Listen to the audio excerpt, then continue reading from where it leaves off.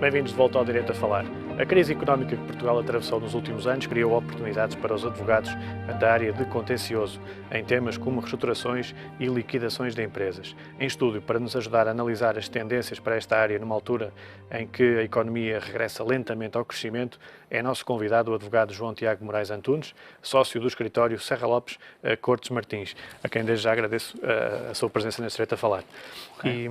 E gostava de começar por lhe perguntar se, de facto, com a recuperação da economia que temos sentido nos últimos trimestres, tem havido uma redução do número de insolvências e deste tipo de problemas com empresas. Tem. Antes de mais, obviamente, boa tarde, obrigado pelo convite. É verdade, nós assistimos a uma diminuição do número de insolvências em 2014. Temos inclusive números que apontam para uma ordem de grandeza de 33% de diminuição de processos de insolvência em 2014 relativamente ao ano imediatamente anterior, e o mesmo sucedendo relativamente a um processo afim, que é o processo especial de revitalização, chamados PERs, que registaram também uma diminuição de 18% relativamente ao ano anterior, que se compreende, uma vez que estamos a assistir, como aliás estava a referir agora na sua introdução, gradualmente... E que houve um grande número de falências e insolvências sim. Antes, em 2011 a 2013. Eu acho que se pode dizer que o pior já passou, não é? E nessa medida é natural estes números refletem aquilo que será uma tendência natural e que aliás já se tem verificado também no ano de 2015, neste primeiro trimestre. Nós sentimos isso, obviamente, nós advogados... Há menos trabalho nesta área. Repare, nós, no meu caso particular e no caso da Serra Lopes Cortes Martins, não temos sentido tanto isso, uma vez que o tipo de processos de insolvência que trabalhamos acabam por ser processos relativamente complexos.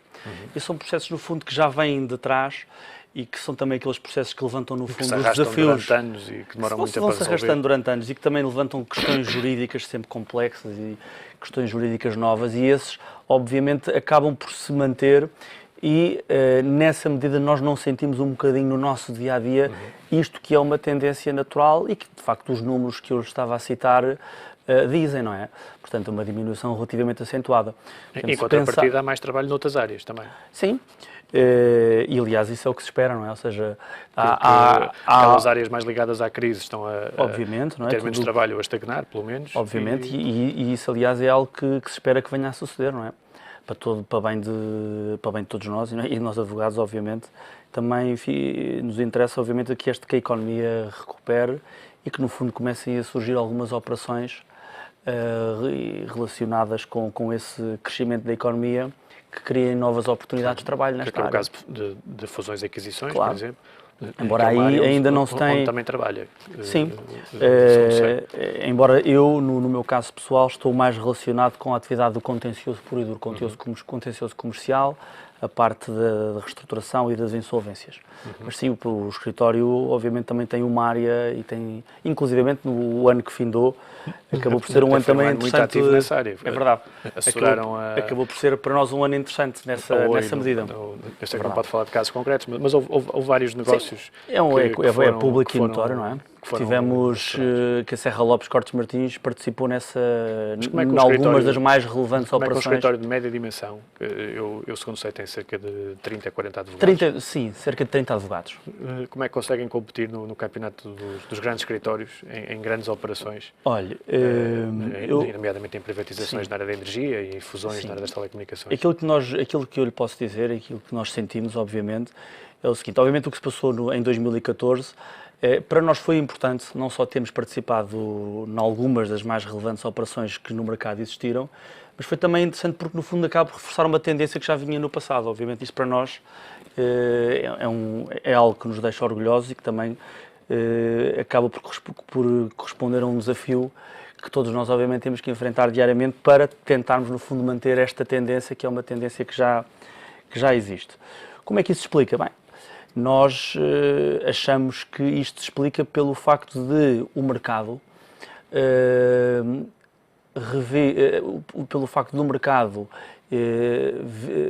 atribuir à Serra Lopes Cortes Martins, aos seus sócios e aos seus advogados, e reconhecer neles competência e qualidade para precisamente participar nessas operações, liderando esses dossiês que são dossiês complexos. Mas acha que a tendência no mercado da advocacia vai cada vez mais para escritórios de média dimensão, ou até de pequena dimensão, Olha, é assim, que são muito fortes em algumas áreas específicas? O que eu lhe posso dizer é que acho que a história da Serra Lopes Cortes Martins e aquilo que se tem verificado connosco nos últimos anos prova que pelo menos há de facto um espaço para as sociedades de média dimensão e um espaço no sentido delas poderem obviamente participar nestas operações que são de facto as operações mais relevantes.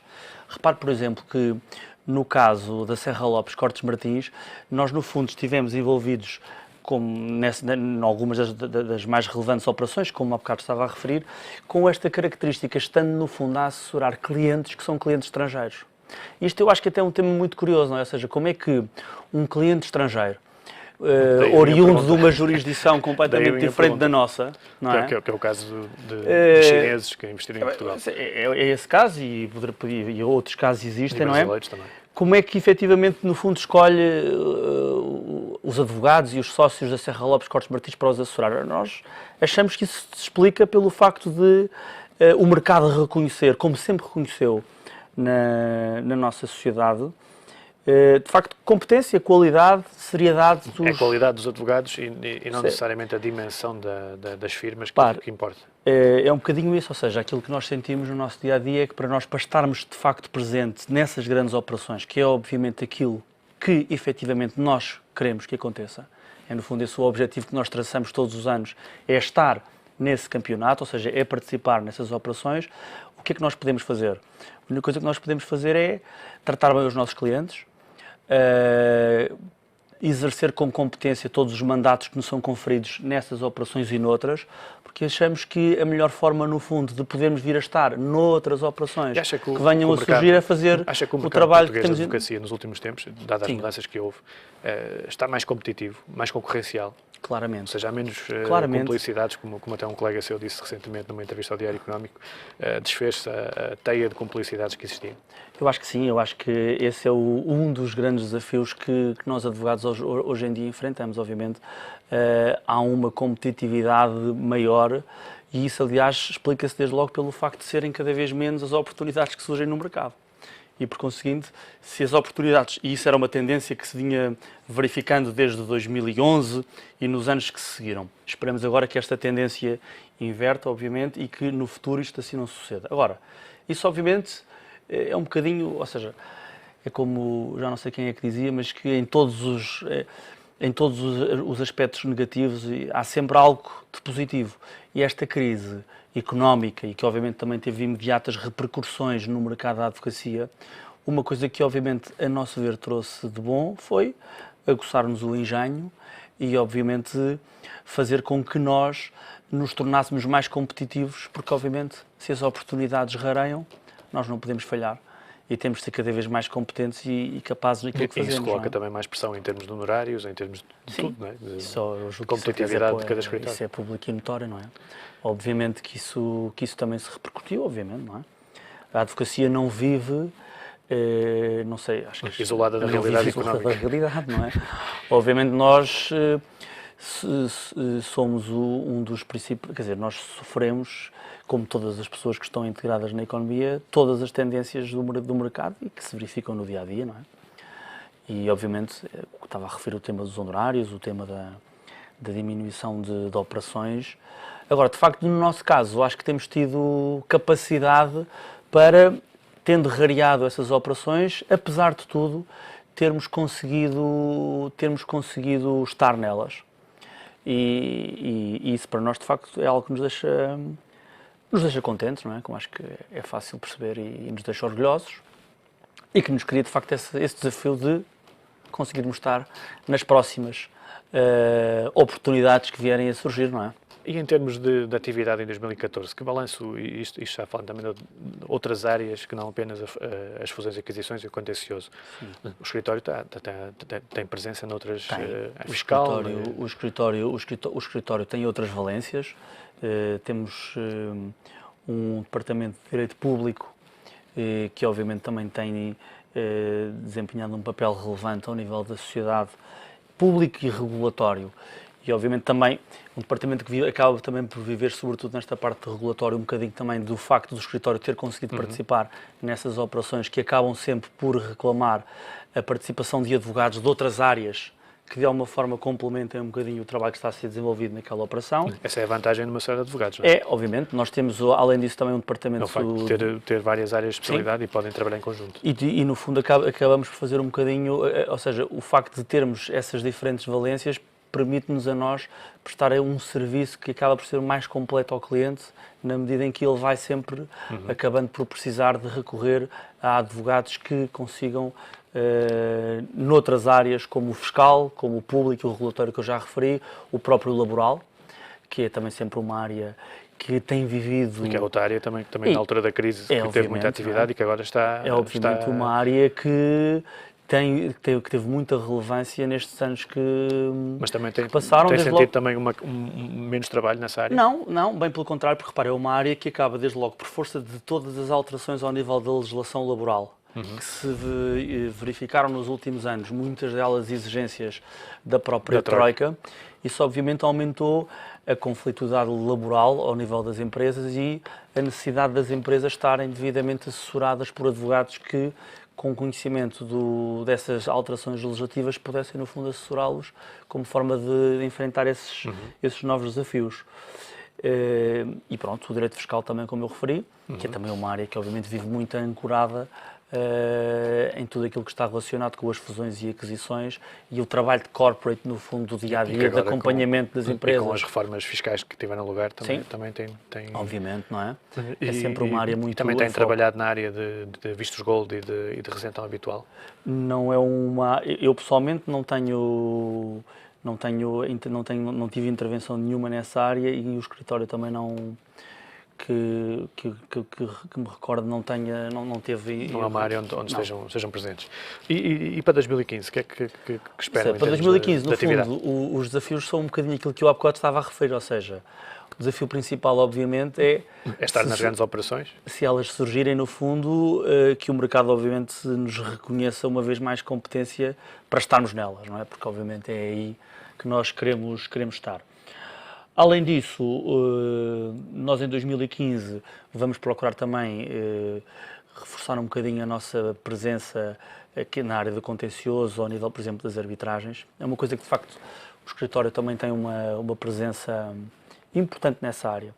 Por exemplo, em 2014, aproveitando também para falar um bocadinho disso, em 2014 e já em 2013, a Serra Lopes Cortes Martins promoveu a organização de uma conferência sobre arbitragem em Angola, que foi de facto um evento que correu bastante bem, na qual estiveram presentes não só alguns advogados e juristas de sociedades de advogados em Portugal, mas também algumas das mais relevantes personalidades de Angola e de Moçambique. Refiro-me, por exemplo, ao bastonário da Ordem dos Advogados de Angola e de Moçambique, que participaram nesse evento, ao próprio Presidente do Tribunal Constitucional. Isto, no fundo, acaba por ser também um bocadinho uma herança. O escritório sempre trabalhou e sempre teve também uma presença bastante interessante na área das arbitragens. Esta é um instrumento que está a ser mais popular nas empresas hoje em dia. Repara, eu acho resistências que existiam ainda... Sabe que eu acho que nunca deixou verdadeiramente de o ser. Ou seja, parece-me que a arbitragem sempre teve o seu papel e sempre teve o seu lugar e, em rigor, não me parece que a arbitragem possa conflituar, por exemplo, com a área do contencioso propriamente dito que se desenvolve nos tribunais do Estado. E as empresas, sobretudo em contratos de relevante expressão económica ou quando estão em causa interesses sensíveis, sempre sentiram um bocadinho necessidade de recorrer à arbitragem, até porque a arbitragem, como também acho que é conhecido e como é sabido, tem a si associado uma ideia de maior velocidade e de rapidez na tomada de decisões.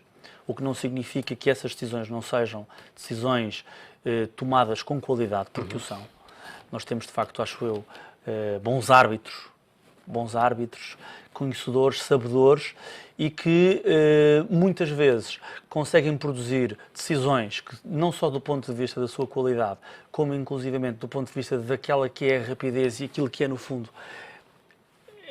o sentir normal de uma empresa que muitas vezes pode não ter tempo para estar à espera de uma sentença que venha a ser produzida no Tribunal do Estado. Não é? Compensa sobretudo nos casos em que é necessário um grau de especialização elevado. Obviamente, por parte não é? E isso muitas juiz, vezes não pode ser oferecido por um tribunal judicial comum em que, quer dizer, é humano, em que um juiz pode não ser um especialista numa área de propriedade para o tema do contencioso. Sim. Que balanço faz do novo Código do Processo Civil? Do novo Código de Processo Civil, não sei se será propriamente o novo entrou Código. Em vigor Sim, o Dr. António Serra Lopes, o nosso sócio, um dos nossos sócios fundadores, costuma dizer que não sei se será um código novo ou um código renumerado, não é? O código não é propriamente novo.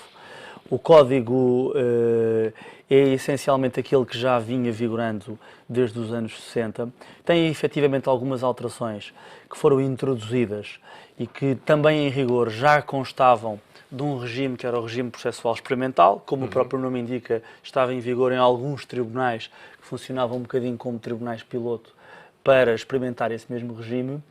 E não se pode dizer nessa medida que haja verdadeiramente um novo código ou que os advogados e os juízes e todos nós operadores nesta área tínhamos de um momento para o outro passado a litigar nos tribunais de acordo com um paradigma completamente diferente.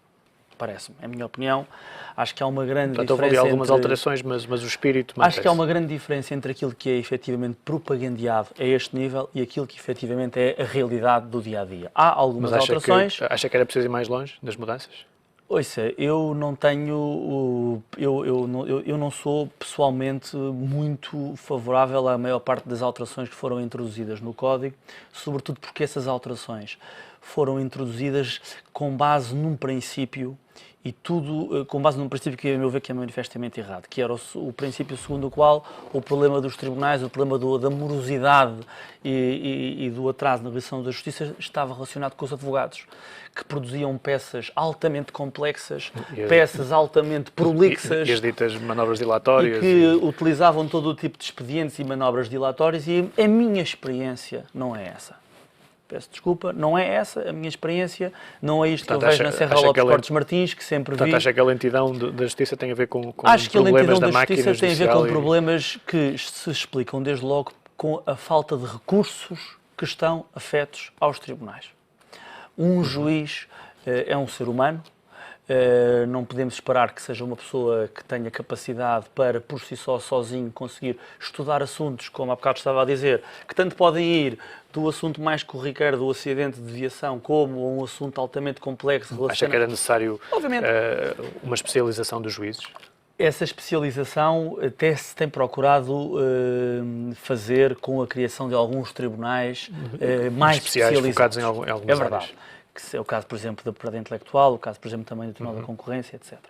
Agora, obviamente que eu acho que o problema aqui é um problema de não existirem, por exemplo, vamos dizer, auxiliares que possam ajudar um juiz a estudar um tema, a pesquisar jurisprudência ou a ver doutrina sobre uma questão nova que, entretanto, surgiu, e o juiz, muitas vezes, acaba por estar sozinho no seu gabinete, onerado com vários processos que tem que despachar. E não consegue fazer tudo. E isso, obviamente, explica o atraso na realização da justiça. Não tem que ver com uma questão de leis. Eu, aliás, já disse uma vez isto, eu acho que qualquer advogado que trabalhe na área do contencioso, eu arrisco-me até a dizer que 95% dos advogados que trabalham nesta área concordarão comigo se eu disser que todos nós iríamos aplaudir um Ministro da Justiça que assumisse o compromisso, seja qual fosse o governo, independentemente disso, de, durante o período do seu mandato, não mexer nas leis. Porque o drama é precisamente este frenesim legislativo que, no fundo, se sucede à medida que os governos se vão sucedendo. E há uma instabilidade e, obviamente, no sistema. Do ponto de vista dos operadores, do ponto de vista dos advogados, do ponto de vista dos juízes, das próprias empresas... O nosso tempo está a terminar. Ainda muito poderia ser muito dito. Muito bem, é verdade. Mas desde já, mais uma vez, obrigado por ter vindo ao Direito a Falar. E o Direito a Falar regressa na próxima semana com novos temas e com novos convidados.